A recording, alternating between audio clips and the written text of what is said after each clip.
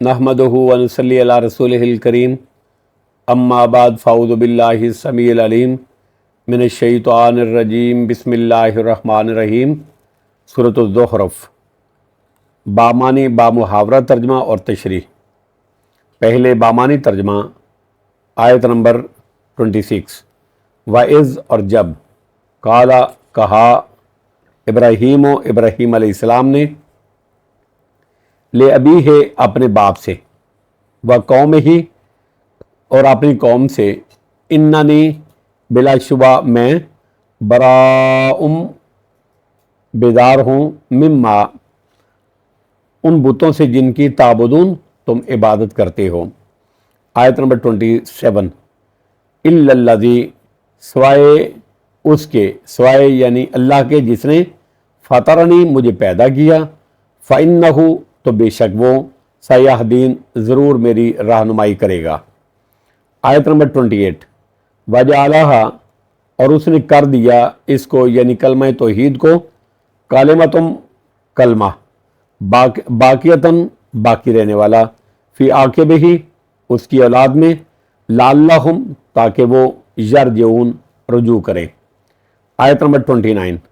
बल्कि मत्ता तो मैंने फ़ायदा पहुँचाया, हाउलाए उनको, व आबाअहुम और उनके बाप दादा को, हत्ता यहाँ तक कि जाअहुमुल हक़ को आया उनके पास हक़, व रसूल मुबीन और रसूल खोल कर बयान करने वाला।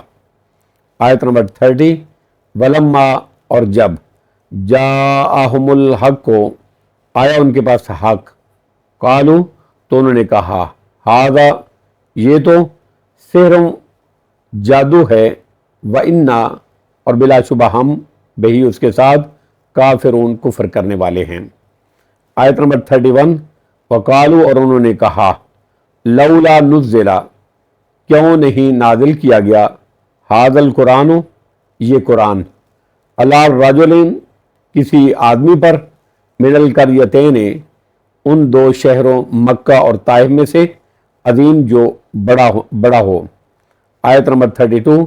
अहुम क्या वो, यकसिमूना तकसीम करते हैं, रहमता रब्बे का आपके रब की रहमत को, नहनो हम ही ने, कसमना तकसीम की, बैनहुम उनके दरमियान, मईशतहुम उनकी मईशत, उनकी रिज़्क उनका रोज़ी, फिल हयाती दुनिया दुनिया की ज़िंदगी में, वरफ़ाना और हमने बुलंद किया, बाज़हुम उनके बाज़ को, फ़ौक़ बाज़िन बाज़ पर, दरजातिन लियत्ताख़िदा दर्जों में, लियत्ताख़िदा ताकि बनाए, बाज़हुम उनका बाज़, बाज़न बाज़ को, सुखरिया खिदमतगार, व रहमत रब्बे का और आपके रब की रहमत, खैरुम मिम्मा बहुत बेहतर है, मिम्मा उससे जो, यजमाउन वो जमा करते हैं।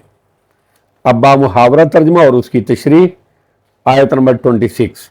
व इज़ काल इब्राहीम ले अबीहि व कौमिही इन्ननी बराउम मिम्मा ताबुदून और जब इब्राहीम अलैहिस्सलाम ने अपने बाप और अपनी कौम से कहा, फरमाया बिलाशुबा मैं उन बुतों से बरी ज़िम्मा हूँ जिनकी तुम इबादत करते हो। आयत नंबर 27।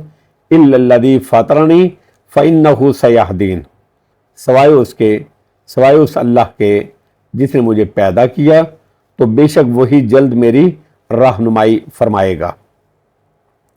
यानी जिसने मुझे पैदा किया है वो मुझे अपने दीन की समझ भी देगा और उस पर साबित कदम भी रखेगा।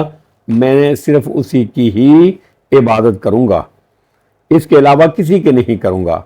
आयत नंबर 28। वजअलहा कलिमतुम बाकियतन फ़ी आक़िबिही लअल्लहुम यरजिऊन और इब्राहीम अलैहिस्सलाम इसी यानी कलमा तौहीद को अपनी औलाद में अपने पीछे एक पाइंदा ताबिंदा बात बना गए, यानी इस कलमा ला इलाहा इल्ला मुहम्मद ला इलाहा की वसीयत अपनी औलाद को कर गए, जिस तरह के सूरह बकरा की आयत नंबर 132 में अल्लाह ने फरमाया, ववस्सा बिहा इब्राहीम व बनीहि व याकूब और इसी कलमा तौहीद की वसीयत हज़रत इब्राहीम अलैहिस्सलाम اور حضرت یعقوب علیہ الصلوۃ والسلام نے اپنی اولاد کو کی۔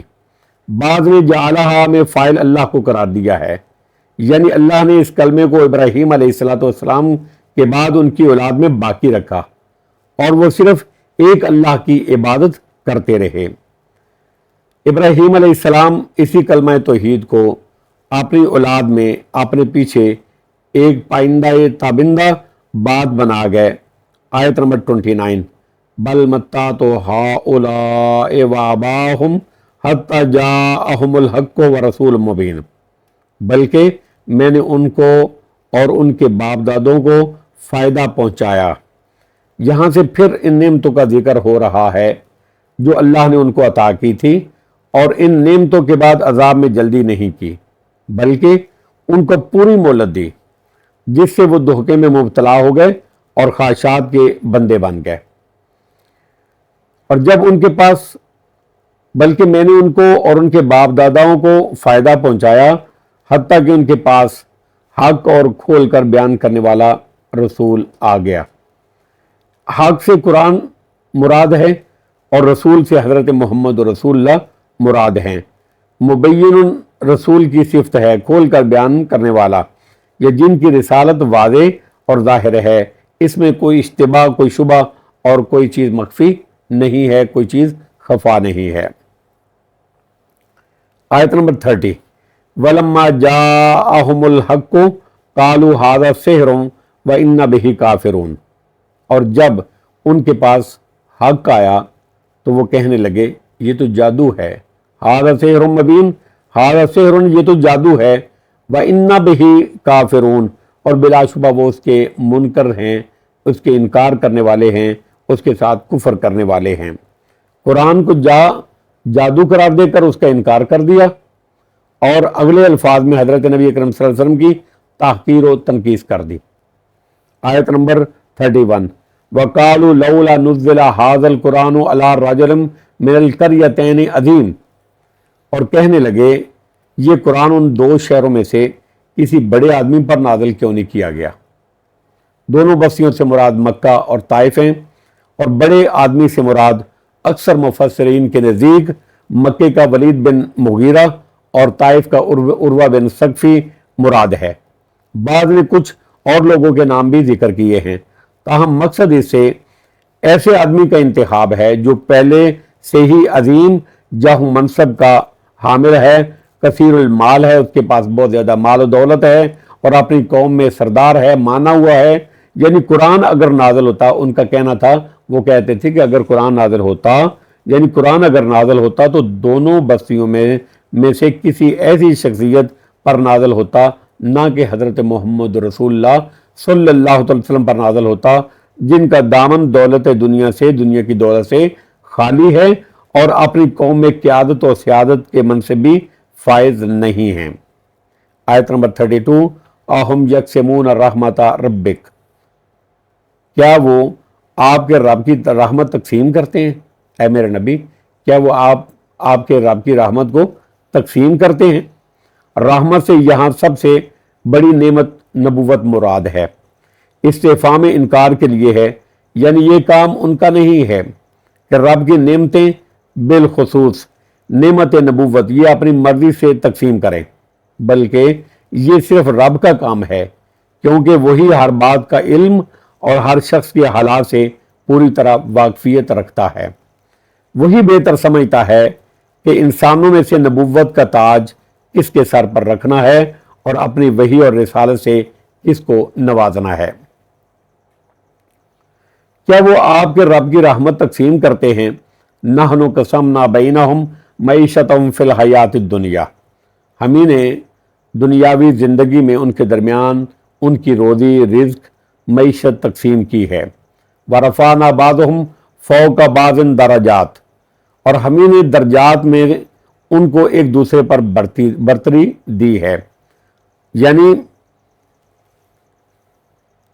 دنیا کے مال و دولت، جاہ و منصب اور عقل و فہم میں ہم نے یہ فرق اس لیے رکھا ہے تاکہ زیادہ مال والا کم مال والے سے، اونچے منصب والا چھوٹے منصب داروں سے، اور عقل و فہم میں افراد رکھنے والا اپنے سے کم تر अक्ल व शऊर रखने वाले से काम ले सके।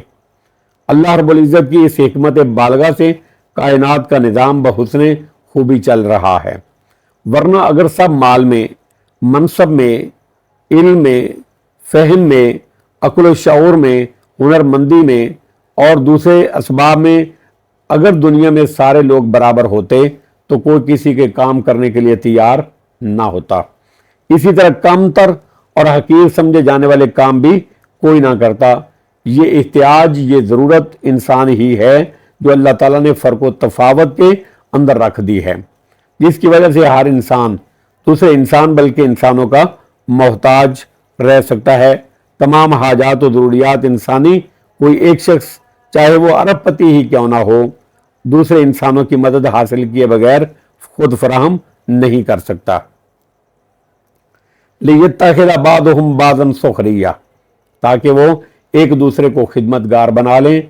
व रहमत रब्बिका खैरुम मिम्मा यजमऊन, और आपके रब की रहमत उससे बेहतर है जो वो जमा कर रहे हैं, जमा करते हैं।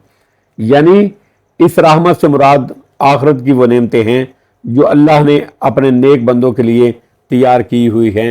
वल्लाहु आलम बिस्सवाब व आखिरु दावाना अनिल हम्दुलिल्लाहि रब्बिल आलमीन।